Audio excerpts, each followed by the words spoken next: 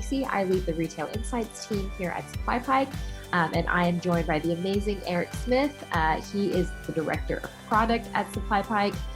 He is one of the SupplyPike OGs, so he knows a lot about a lot of things, but really is kind of our expert on all things deductions. So if this is your first time coming to an office hours session with SupplyPike, essentially you can think of it like if you guys remember being in college and having your professor's office hours, or you could just kind of come in and have an overview of, just any topic from class, aka deductions, and ask any questions that you have. This is basically that session. So again, we don't really have too much structured content. Eric is just going to kind of help us lay the groundwork a little bit for just deductions at a bird's eye view. But after that, we are going to transition into that, long form. You guys can see 45 minutes worth of Q&A and discussion. So really quickly, if you guys do have any questions that you'd like Eric to get to and answer in today's office hour session, please use the Q&A icon. If you guys look in your Zoom bar, you'll see it's kind of two speech bubbles. And that will really help us a lot in just keeping track of the questions that are being asked. And we'll make sure that we're kind of addressing those. And again, there's kind of no topic that's barred. Anything to do with deductions. If you want to learn more about Eric, please feel free to make him uncomfortable and ask him questions. But yeah, we're really here again to have just a more casual, relaxed conversation with you guys. So last thing I'll kind of cover before handing it off to Eric is a super brief introduction on SupplyPike. Of course, this is for the benefit of those of you that are just now joining us for the first time, but we are a Northwest Arkansas-based software company. And what we do is we create software tools, applications to help our CPG partners really focus on reducing revenue loss. So we've got a couple of different applications that help our teams do that. One of them is called Deductions Navigator, really focused on kind of giving you visibility into your deductions and actually giving you the tools to go and take action against them and dispute those. We also have a tool called OTIF Radar, which is really focused on helping you root cause your on-time and in-full compliance issues at Walmart. And we also have another application called Document Explorer, which is really aimed at helping you to kind of compile and act as a repository for your shipping documents to really help you fight deductions at any retailer. So we currently work with suppliers that are selling to Walmart, Target, and Kroger, and super excited to share that we launched in Amazon today. So that's really, really cool. But yeah, really, really excited to go ahead and get started. So I will pass it on to Eric. All righty. Thank you, Stacy. Yeah, like Stacy said, before we dive into the Ask Me Anything kind of format, I wanted to do a really quick overview. I'm going to do a lightning fast walkthrough of just deductions. So again, kind of for the folks who haven't been with us all day long today, this would be kind of setting the groundwork for what we're here to talk about. And then we'll kind of turn it over to y'all to take the spotlight and ask questions. So first things first, what is a deduction?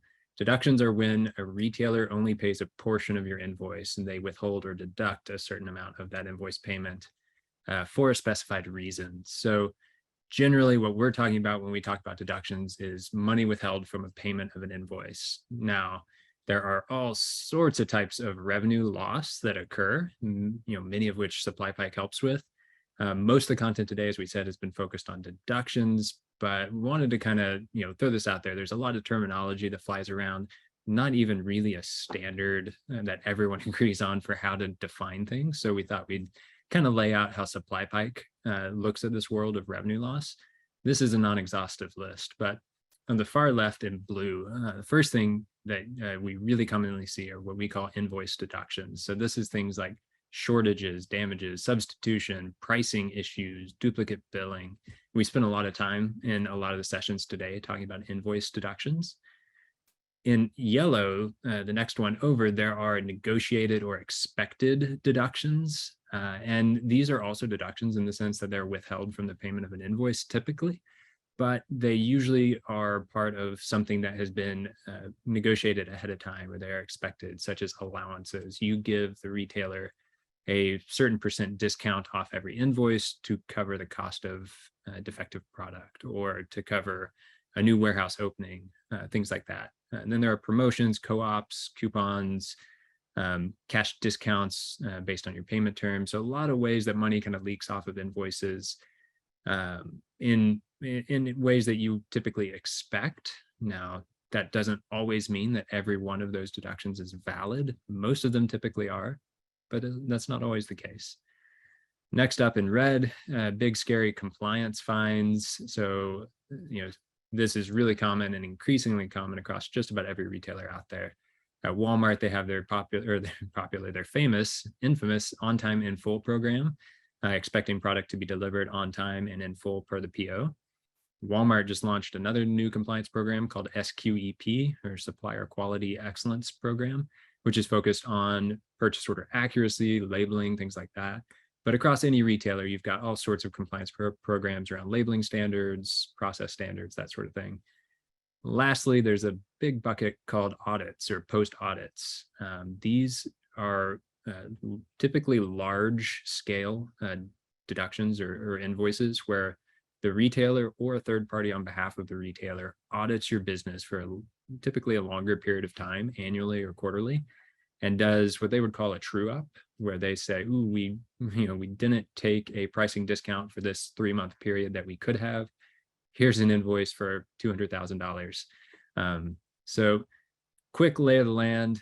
Really what we typically focus on here at SupplyPike when we're talking deductions is those left two buckets. So invoice and negotiated type deductions.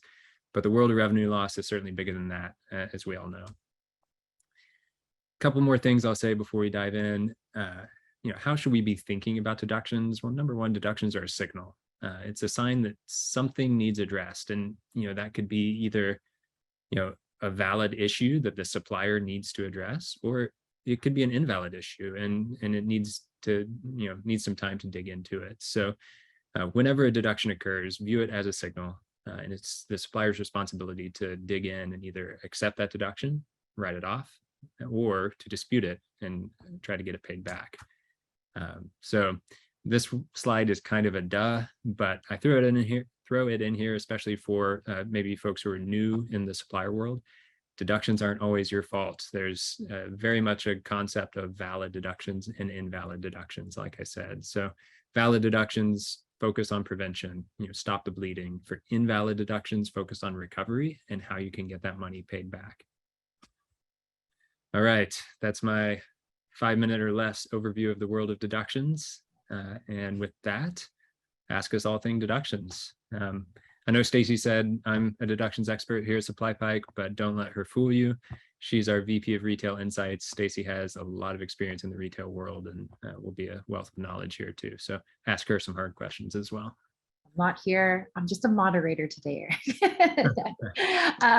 No, that is perfect. Thank you so much, Eric. We have actually started, the floodgates have opened. We are starting to get a whole bunch of questions, which is awesome. One thing I would encourage you guys to do is please go ahead and ask them early. Usually for these types of sessions, we can get like literally 50 or 60 questions at a time. So feel free to get them in. If for whatever reason we're not able to get to all these questions today, we will definitely, give you our email addresses. You guys can always follow up later on, or use Supplier Wiki, one of our free resources, which is the educational arm of SupplyPike. But yeah, I'm going to go ahead and get us started, Eric. So first question of the day. So our company received several deductions from Walmart, and it looks like they disputed them kind of within that expected time frame of the 2 years that we've talked about. But Walmart has, of course, changed platforms. And to give you guys some context, again, if you're newer to the space, you used to dispute your deductions using an application called Direct Commerce, or DCI, which was a third-party application. Now you use something called APDP, or the Accounts Payable Dispute Portal within RetailLink. And so, slightly different rules, slightly different system. So it looks like maybe those deductions, Eric, might have gotten trapped kind of in DCI and maybe are not yet resolved. It's now past that 2-year window. What should they do about it? What can they do about it? Yeah, great question. And thank you for the background there, Stacy. So we are coming up on about the 1-year anniversary of when Walmart made that switch. It was about last October, they made that rolling change for suppliers.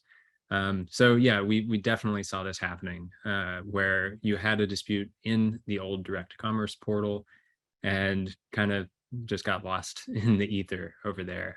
So Walmart's communicated sort of process for those existing disputes in direct commerce was that they would be worked in direct commerce. So you did not need to redispute them in the new dispute portal. So you should have gotten resolution on that dispute in direct commerce. If that hasn't happened, if it's still showing, Walmart research in the old portal, I would reach out to Walmart EBS, and I don't know if somebody's able to drop that email address in the chat for us, somebody from the Supply Pike team, but I'd reach out to Walmart EBS. I'd provide them that dispute ID from direct commerce and say, hey, this has been stuck out there for, at this point, over a year. We're waiting on resolution for this and try to get that moved along. EBS has an email address as well as a phone number. I always say your mileage may vary. I talk to a lot of suppliers who say they get faster responses through a phone call, but other suppliers sometimes have better success with email. I do both. Shoot them an email, then give them a phone call. But that's what I would do. We did see some scenarios where an old direct commerce dispute was rejected and you were able to raise it in the new accounts payable dispute portal website. In your case, since it's over 2 years old, that would not show up in the new dispute portal at this point. So your best bet is to try to hunt down why it's still floating around out there and not answered in the old portal. Awesome. Thank you so much, Eric. And I will be dropping that EBS information in the chat in a second for everybody. In the meantime, so we've got, shifting gears a little bit, we've got quite a few questions that have come through on Amazon. So the first question is, do you know if Amazon has a dispute time frame? So obviously, as we kind of talked about with Walmart, it's that 2-year kind of quote unquote statute of limitations. Is Amazon that generous, or is it a shorter time frame? Yeah, great question. I might get myself into hot water a little bit with some specific Amazon questions. Our Amazon team has a wealth of knowledge on that, and I'm not quite as deep on Amazon. But as far as I know, Amazon, I believe, actually has a slightly longer time frame than Walmart's 2-year time frame. So typically you have quite a while with Amazon to go back and try to recover money across multiple forms of revenue loss. Yeah, so one thing I'll say with Amazon's dispute process, it's kind of one and done as far as their dispute portal is concerned. So when you submit a dispute through their Vendor Central portal, you will either get approved or denied. And if it's denied, you aren't able to raise another dispute through that same process. But you can escalate that through essentially a ticket and further the conversation. And we definitely see suppliers having success if the initial dispute was denied through the escalation process. Awesome. Thank you, Eric. We've got another question that came along about the timeline for OTIF charges to dispute, and I can take that one. So really great question. Kind of back in the day, you could only look at and evaluate OTIF charges on essentially a monthly basis. So OTIF scores are always kind of 2 weeks behind, which is how Walmart has always evaluated it. So a great example is we're about, kind of 2 weeks into October. So at this point in time, Walmart is kind of locking the September OTIF scores. And they use this 2-week lag to make sure that, essentially all of their DCs have enough time to scan in all of the merchandise, that it's not trapped on the yard somewhere, been unloaded on a trailer, but just hasn't been actually scanned into the system. And so, I say the old way of working because, how it would work is kind of where we are right now. Your September OTIF scores would lock, and then essentially you would have this 2-week period because they will invoice for those September scores at the end of October. So usually suppliers would kind of have this 2-week time frame for when you could actually start to negotiate with your buyer, basically, and say, hey, buyer, we've got these projected OTIF fines that we believe we're going to get according to the OTIF scorecard. As Eric mentioned, validity is a whole other discussion. But basically, Walmart will say, hey, you're expected to get $5,000 worth of OTIF fines for the month of September.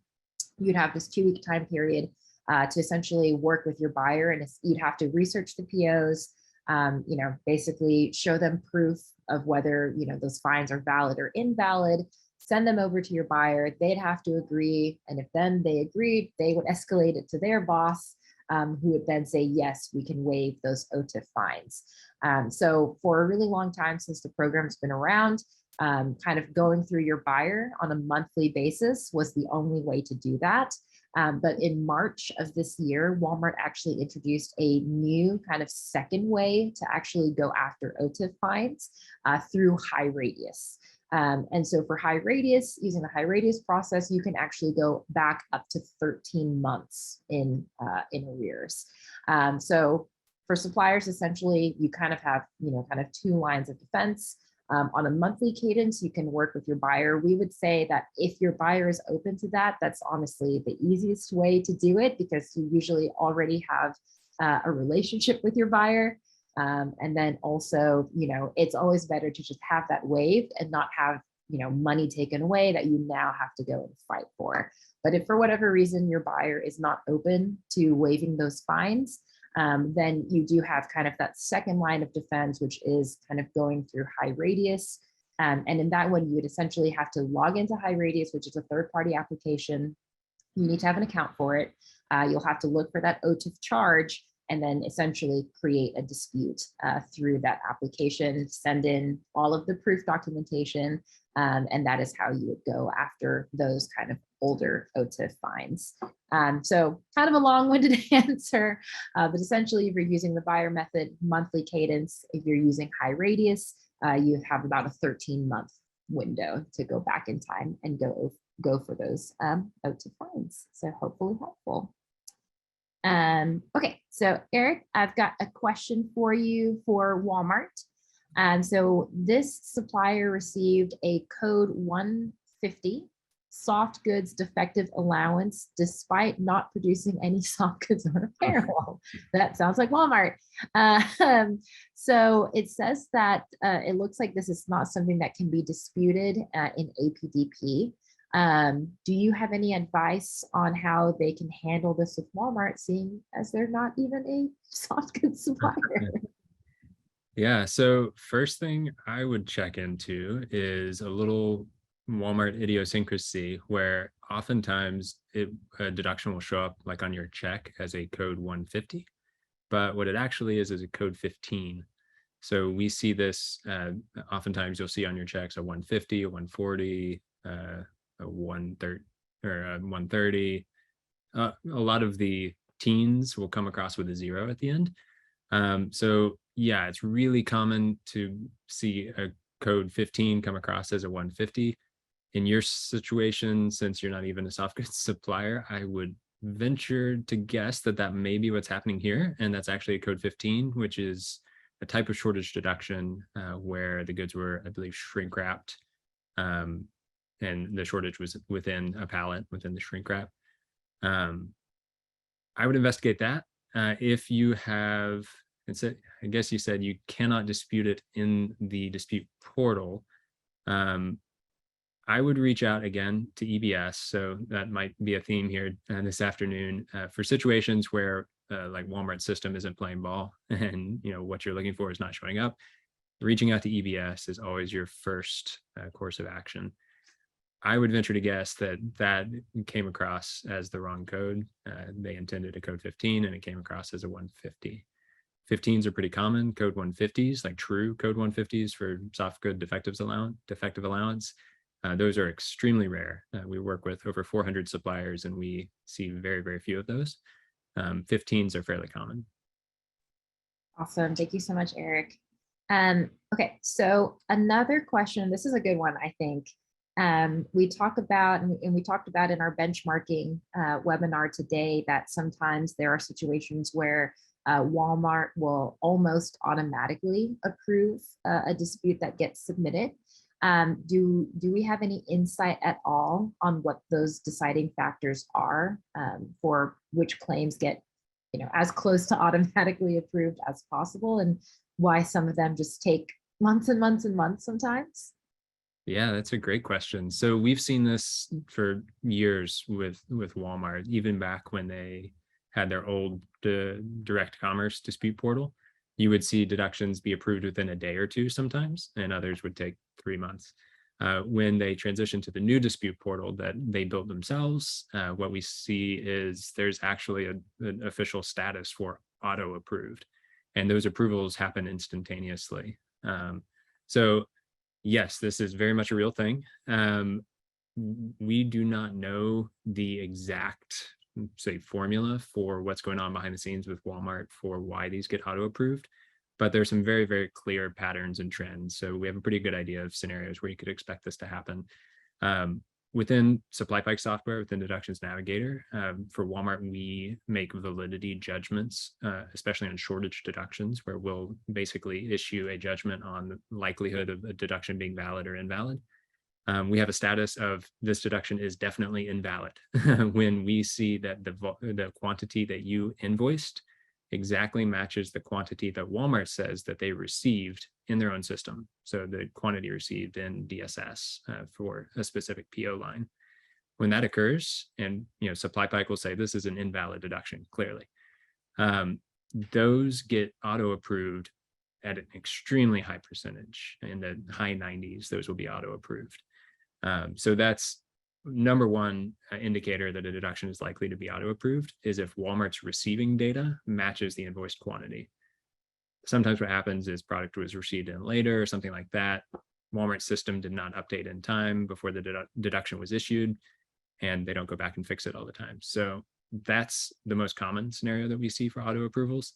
Some other influencing factors that we see, the smaller the dollar amount, we don't know exactly what the threshold is, but the smaller the dollar amount, the more likely a deduction is to be auto approved.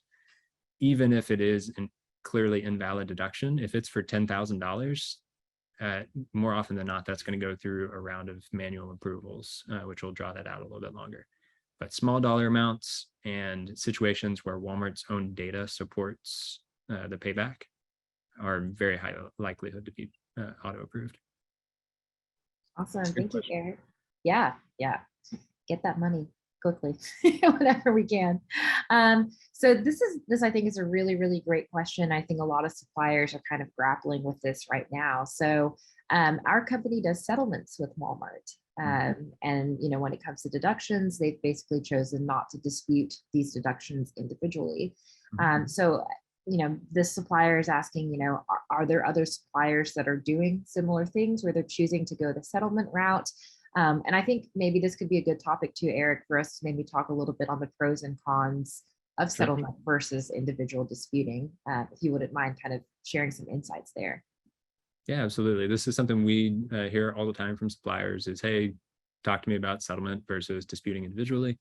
Really, pros and cons. Here at SupplyPike, we think the pros of individual disputing pretty clearly outweigh the pros of settlement, especially when you have software that automates the process for you, like we provide.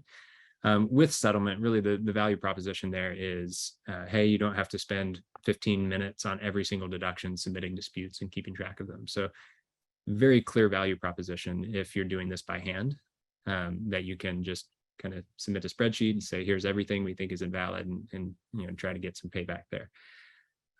What I'll say for settlement is kind of by definition, you're settling. Walmart is not a charity. They're not going to pay you back for deductions that they don't think are invalid. On the flip side, what we see with individual disputing is it's extremely common for deductions to be paid back when the supplier can prove that they were invalid with a shipping document or something like that, even when that shipping document contradicts the data that Walmart has in their system.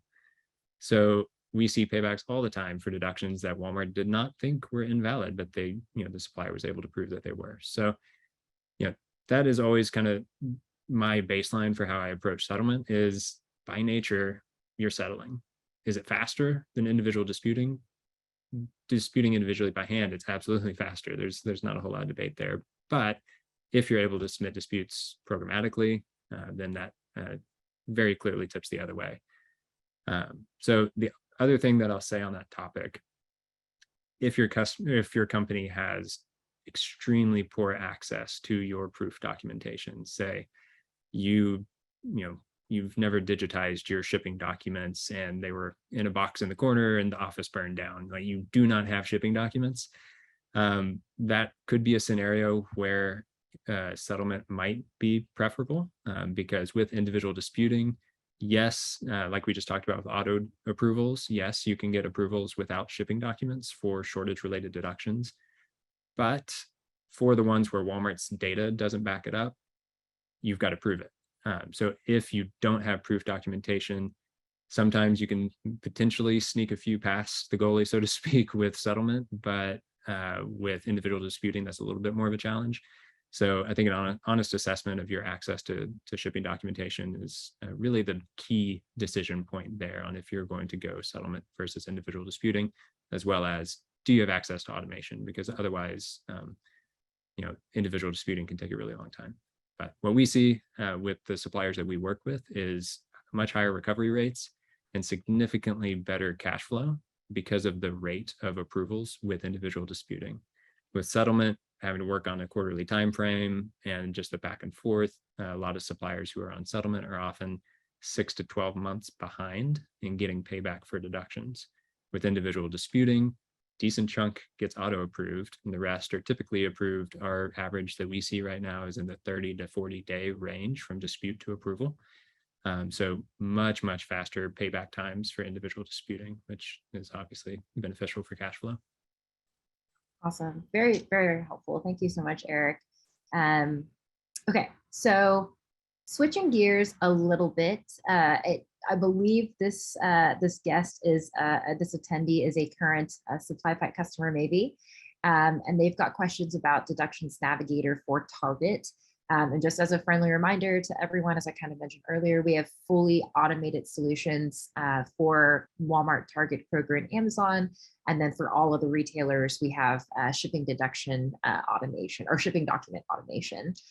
So Eric, could you maybe talk through the time frame? So obviously, shortage deductions kind of our bread and butter, what we're really, really great at here at SupplyPike. But our attendee is asking for Deductions Navigator Target. Are we able to do, kind of the revenue loss outside of shortages? So things like fill rates. Do we have any sort of time range for that at all? Any thoughts on that? Yeah, so great question. Deductions Navigator for Target, like you mentioned, shortages, defectives, things like that are already within the platform. Fill rate, those compliance fines currently are not fully automated in the same manner that shortages are for Target. That is on that team's docket. I'm not going to make the product manager sweat by promising a timeline. I do know that's very high on their list. That Target team is working to quickly expand the types of revenue loss that they support. Compliance fines are at the top of that list. So I expect a solution for that coming in the not too distant future. So I'm excited for that. In the meantime, for anything fill rate related, SupplyPike offers Document Explorer, which can aggregate and organize and associate your shipping documents. So for fill rate related issues where a shipping document might be useful proof, that could definitely be something to look into where SupplyPike could help you have that proof on hand and ready to go. Awesome. Thank you so much, Eric. Okay, so shifting back to Walmart really quickly, this is a question about Walmart audits, which we know are so fun for suppliers. So our attendee says, hey, they seem to occur somewhat randomly, and having been on the supplier side, I do remember you'll get those random emails and you're like, oh no, this is going to take up a big chunk. It's going to be that kind of day. Do you have any insights, Eric, into kind of what the time, do they have timelines? Is there a method to the madness? Any way, I guess, suppliers can kind of be proactive about expecting audits and how to deal with those? Yeah, that's a great question. Couple things I'll say. I'm not aware of specific timelines for all types of post audits. There is a certain kind that a lot of people kind of bundle with post audits for excessive defectives, where essentially the amount of defective merchandise Walmart says they've received exceeds the allowance that you've given to cover the cost of defective merchandise. Those happen on a rolling quarterly basis throughout the year, so Walmart's calendar year. So on a quarterly basis, they will basically assess total defectives compared to total allowances given. If you've exceeded, they'll invoice you for that difference and continue that process through the end of the year. So excessive defectives, which those come across and they look a heck of a lot like a post audit. They're coming from Walmart's accounts receivable team generally, but a lot of suppliers view those as audits. Those are quarterly. So you can typically expect those at the end of a Walmart quarter calendar or Walmart fiscal quarter. For other types of audits, it's a little bit more up in the air as far as I know. For Walmart specifically, I believe there are 3 outside organizations that they partner with to conduct audits, as well as an internal team at Walmart that is an audit team as well. So those companies are incentivized to basically find any scenario where Walmart did not receive the total payment that they believe they were due. And if you guys, I'm sure many of you have experienced this, the same topic can come up in multiple audits. Basically, there is a rolling system with those third parties where a company who gets a first pass at your business is paid a certain rate. And then, another party can get another pass at your business and they're paid a higher rate because there's probably less to find. And that's why these audits can pop up kind of at any given time, really over the course of about 3 years. That's not terrifying at all, Eric. I wish I had better news on that one. If I learn anything, I'll share it. Yeah, no. One just small thing that I would add to what Eric is mentioning, just because I kind of lived in that world for a really long time. And again, this is probably kind of duh to a lot of you guys, but if you're newer to the space, document everything. And really make sure that you have access to those files. Walmart's auditing teams are kind of notorious for taking like screenshots of conversations. They'll take one line or one paragraph, sometimes completely out of context, and basically say like, oh, you guys, based on this one line, you agreed on this percentage or this co-op or this allowance or whatever it is, and now we want to go charge you $100,000 for it, without, and kind of ignoring the email on top and the email below where you're like, no, I actually don't agree with that. So make sure you document everything. If you can, I really recommend saving them to like cloud-based drives, just because what I've seen happen a lot for suppliers, even when I was doing this, is people change jobs. You'll move on and you don't have access to this person's inbox anymore or whatever it is. And then it becomes a game of he said, she said. And it can become really sticky for suppliers very quickly. So this is more of a best practice. Unfortunately, no real way to kind of avoid the audit, but at the very least, you want to make sure you have as much ammo as possible. So if you are getting audited, you're able to show kind of the full chain of communication, if that's what it is, or whatever Excel files you need. Just keep in mind, for example, with Walmart, a lot of data sometimes is rolling. So things like forecast, things like supply chain, things like our supply plan, things like OTIF scores, they roll. So if you're not saving this down on a weekly basis or having access to it somehow, that can really come back to hurt you 3 years later. So just be aware of that, and truly and really document everything. Okay, so no, go ahead, Eric. One other thing I'll add on to that, just since we were talking timelines related to audits, if you receive an audit and you feel like it is not accurate, always notify the auditor immediately that you plan to challenge it. Even if you don't have your documentation pulled together right then, you've got a short time frame for audits to notify them that you're going to challenge it. For any audit under $100,000, that money is going to be deducted pretty much immediately from your next check or checks. So it's hard to get in front of those to challenge it before the money is taken. But over $100,000, I believe it's 30 days that you have to basically dispute it. notify the auditor immediately that you're intending to dispute some or all of that audit while you're pulling together the proof documentation. It's always better to get in front of it than to let it slip and that money is taken. It's much harder to get back once it's taken. No, Eric is exactly right. And I'm going to ask him another question. And while he's busy answering that question, I'm going to post links to a webinar and an article that we did at Supplier Wiki talking about post audits and those timeframes that Eric mentioned. Really, really great resource. Recommend you guys checking it out if you're dealing with post audits or just want to be ready for post audits.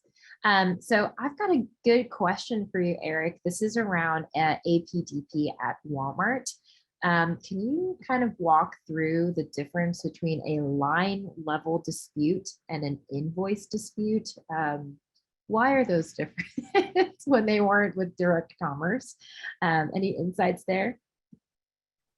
Yeah, so in APDP, I think I know what you're asking. There are two ways to kind of initiate a dispute, whereas in direct commerce, you just put in the claim number, fill in the info, and move on. In APDP, it's actually a lookup. So since it's a Walmart-built application, you're looking up the record in their application. So you begin by looking up the record either by a claim or by an invoice. So it's typically how that goes. When you're searching, and I believe, you might go back and double check APDP. I believe this actually changed in an update a few weeks ago. You used to have to select search by invoice number or search by claim number, and now I believe they do that automatically, if I'm not mistaken. But essentially, a claim is going to be an original deduction that was taken from an invoice. Whereas searching by an invoice record within Walmart system, that usually is a scenario where it was a rededuct. So that scenario where you'll dispute a code 22, get it paid back, and then they rededuct it as a code 15 or something like that. Those typically would show up as invoice-based deductions, or I'm not sure what they call that internally, but I believe that's what you're asking about in whoever asked that question. So I think APDP does that search kind of behind the scenes for you now, and you just drop in the claim number. Awesome. Thank you, Eric. And you kind of mentioned the rededuct, which is a perfect segue for another question that we got. And this is one, honestly, that we get all the time. So how come a claim that I submitted was repaid one day and a while later it was deducted again? Do I have the option to dispute this new deduction? Yes, so we do see this happen. It's not crazy common, but it does happen fairly commonly. Most suppliers have encountered it. Why does it happen? Usually it's because the original deduction was taken under a code that didn't perfectly match the scenario that occurred, according to Walmart. When you dispute it, they basically say, you got us on a technicality. It wasn't really a code 22, it was code 15. So we'll pay back the 22 and deduct it as a code 15. That being said, that doesn't mean that they're necessarily right, that it was a valid code 15 in that made up scenario. And so we encourage suppliers, if you have the proof documentation to show that it was in fact not short, to still dispute that rededuct and fight it. So you absolutely have the option to do that. A lot of the times, because the scenarios are so similar, the same types of proof documentation are what's necessary. And oftentimes that proof documentation you showed the first time also invalidates the second deduction. So we actually see decently high success rates with disputing those rededucted codes. Code 14 and code 15 are really common rededuct codes at Walmart. And we see pretty high success rates among our suppliers that we work with. I'm going off the cuff here, but I want to say over 60% win rates on disputes for those codes. So I definitely encourage you, if you are looking at the data, if you're looking at your proof documentation and you're like, no, we were right, redispute that and challenge it and push back. Awesome. That's really, really helpful, Eric. And it's just, it's painful sometimes working with our supplier teams that are like, yay, we disputed this and we got this money back. And the next day they're like, wait, why was it taken again? So I know it's something that a lot of our supplier teams can get frustrated with, but it's good to know that it can be disputed again. And it's good to know that, you have halfway decent chance of winning that redispute back. So got another question for you, also around timelines. So looks like another current Deductions Navigator customer. We love to see it. So they've got a number of deductions that have been approved for payback in SupplyPike. So it looks like we're able to track that for them, but they have not kind of been paid back yet for, it looks like a couple of months. Do you have any idea on time frame, Eric? Usually how long does it take, once it's been approved to get paid back? And is there a way to push Walmart on this if needed? Yeah, good question. So first thing I'll say is there definitely is a gap in time between when a dispute is approved and when that payback actually hits a check. So the money's in your bank.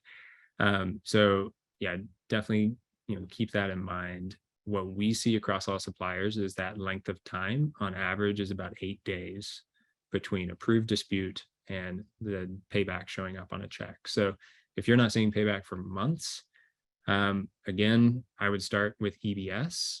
The other thing that I would recommend, since this is a SupplyPike customer, reach out to our support team. You can use the chat right there in the SupplyPike application. They'll be on it in a second. Reach out to the support team. It's possible, and I see this very rarely, but occasionally, where a payback, Walmart will slip it through on a check with some funky identifier information that doesn't match the original deduction very well. And so our automated matching that does that might have missed it. So it's a small chance it was paid back, and our automated matching missed it because of the way it was paid back. Not very common, but definitely reach out to our support team as well, and they can check on that for you really quick. Otherwise, we definitely see suppliers having to nudge EBS to try to get payback on these. There was a certain period of time, I forget exactly when it was, earlier this year, where we saw that being a really common problem. I'm not sure if some wires got crossed on the Walmart side, where the systems weren't talking very well, and some paybacks got lost, and suppliers had to reach back out and sort of nudge them and ask for that payment. Awesome. Thank you so much, Eric, for that. Okay, so got a good question for a potential customer. Also love to see that. So they're asking, what sort of integrations does Deductions Navigator actually need? So in order for us to kind of pull back data and help with that automated disputing, does it need to integrate with the ERP system, or just with the retailer login or portals rather? Yeah, great question. If you weren't a part of our webinar a little bit earlier this afternoon, or I forget when that was, this morning or this afternoon, I did a quick webinar, a fast pitch on our Deductions Navigator platform. I know we'll be sending out the recordings of all these sessions, so definitely go watch that as well, and we dive deep into that. What's really cool about Deductions Navigator, one of my favorite things, is how quick and easy it is to get set up, especially for all of us familiar with the world of B2B software and months-long integrations and IT teams and all of the headaches that come with that. We don't work that way at all. So for Deductions Navigator to get set up, all you do is simply authenticate your accounts for the applications where this data lives. For SupplyPike Deductions Navigator, what that typically looks like is your retailer account. You authenticate access to that through SupplyPike, and your carrier or warehouse accounts where your freight documents are stored. And from that, we're pulling back information related to purchase orders, invoices, checks, deductions, shipping notices, freight documents, all that information, and stitching it together for you in the application. So I like to tell people setup takes about 2 minutes to go and punch in a couple of accounts, and then anywhere from maybe a few hours to a couple of days for us to backfill your data, and you're off to the races. So it's very quick, very painless, no need to engage the IT team or your EDI provider and go through all that heartache. So yeah, very easy to get set up. Yeah, no, that's super helpful, Eric. And this is the one time I'll do a quick shameless plug for our session today. But kind of to Eric's point, pulling your data into Deductions Navigator is extremely easy for SupplyPike. As Eric mentioned, 2-minute setup, and we can potentially get you ready to go within a few hours. I, again, shameless plug, really recommend, if you're not a current customer, trying out a free trial of Deductions Navigator. And why I say that is because we can actually pull your data in. We pull in up to a year's worth of data, and you can actually see your data in our applications. As cool as it is to be able to show demos and use, kind of fake numbers, a lot of times, that doesn't really mean anything. But when you can pull your data into the application, suddenly we can start to pull insights. We can start to, give you some information on the root causes of your deductions. I always say more information is better than less information.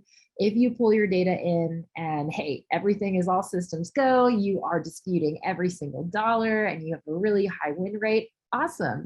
Then you've kind of validated that and you're good to go. But there are times when, we'll pull in data and you go, oh man, maybe I'm not going after every dollar, or maybe there are some opportunities that I can try and go after. Then our team can help to pull those out for you, identify those insights. And as Eric says, you're off to the races.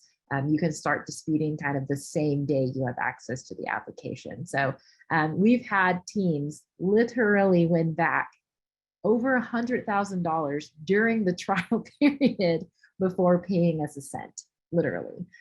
So, it's pretty cool. We're pretty serious about, helping our supplier teams win money back. But okay, so that's the end of my shameless plug. Back to questions. So we did get a question around the SQEP program at Walmart. And this is around the barcode compliance. So it looks like they're receiving SQEP fines for incorrect barcode, wrong format.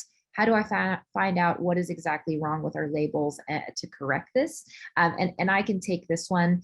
So Walmart actually has a 200-page document called their Supplier Secondary Shipping Standards. Yes, that is the name of the document. Time reading. Yeah, I know, exactly. Say that 5 times fast. But it does have pretty detailed information on what Walmart's expectations is around barcodes. So I will drop that in the chat.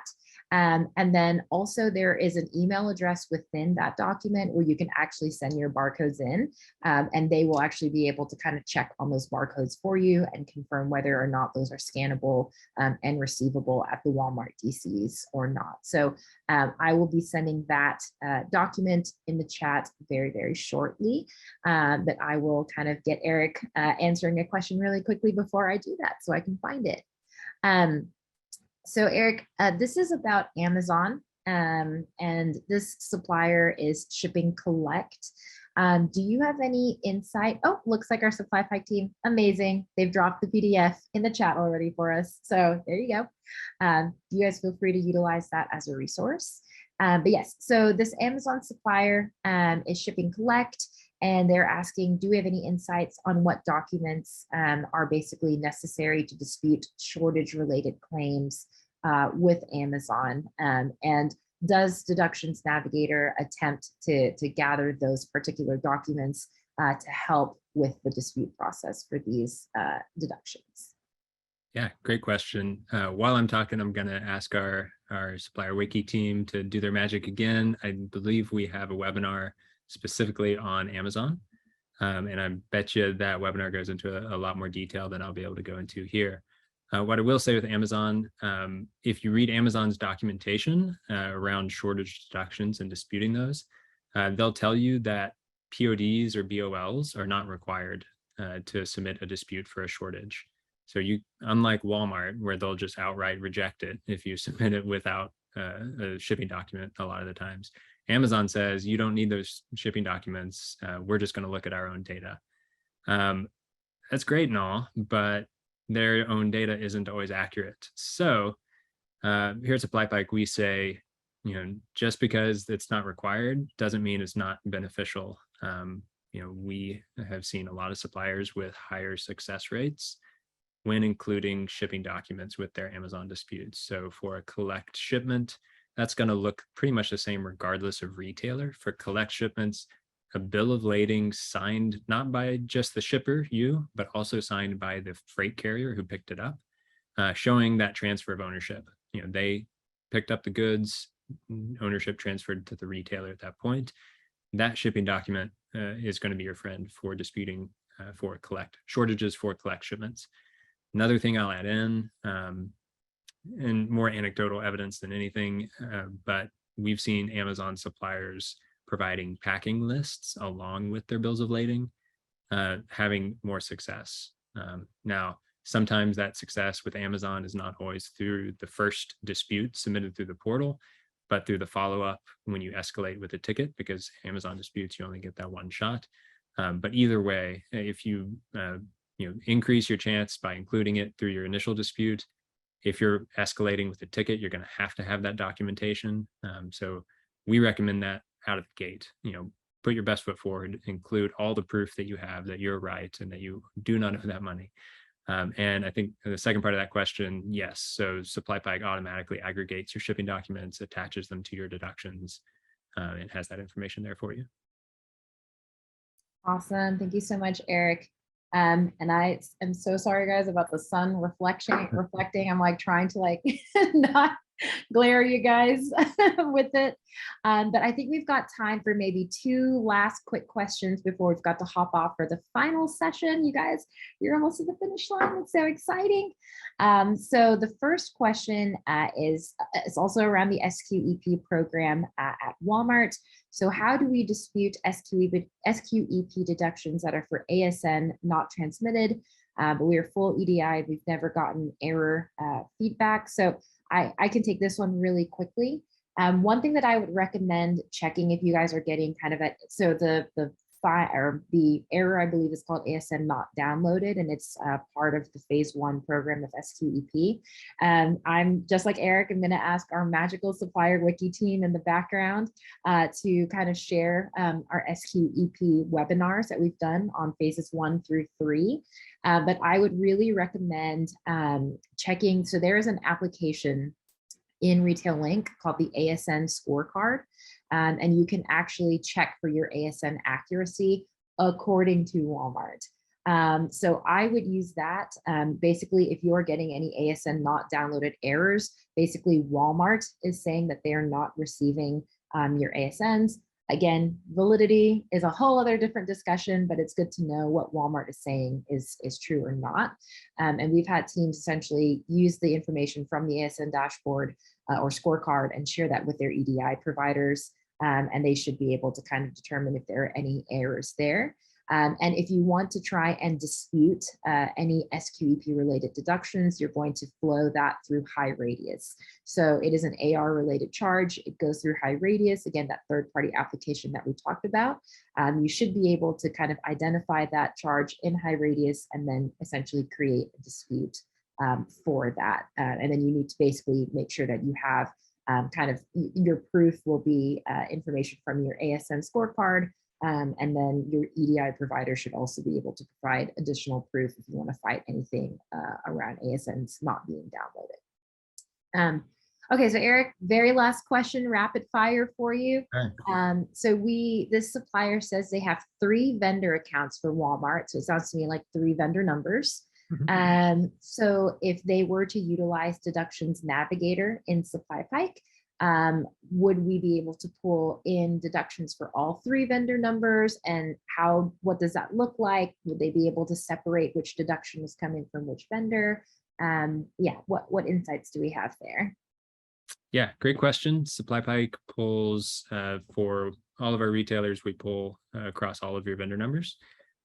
We separate those deductions out by vendor number. And so similar to how you can switch between retailers within our application, we basically break it down by vendor number by retailer. So you could go into your Walmart business for a specific vendor number, your Walmart business for a different vendor number, your Target business for a specific vendor number, and so forth. So we give you a view of that vendor number at the retailer. Awesome. Cool. Well, I think that is all the time we have for today. These have been amazing questions. Thank you guys so much for sending them our way. If you wouldn't mind popping to the next slide real quick, Eric, it's got our email addresses here. So if for whatever reason we weren't able to get to your questions today or throughout any of our sessions, those are our real email addresses. Feel free to reach out to us. I saw Eric's eyebrows raised. It's going to be fine, Eric. No, we're here to help. We want to help. If there's anything we can do to support you in the world of deductions, or Walmart, Target, Kroger, Amazon, please let us know. That is what we are here for. But that's all I've got today for office hours. I think we are going to round it out with our very last session of the day. If you guys have been here from 9 o'clock, you are troopers. And again, hopefully this has been helpful for you. But thank you so much, Eric, for taking the time to answer questions. And hope you guys enjoy the very last Decoded session of the day. Bye, everybody. Yeah.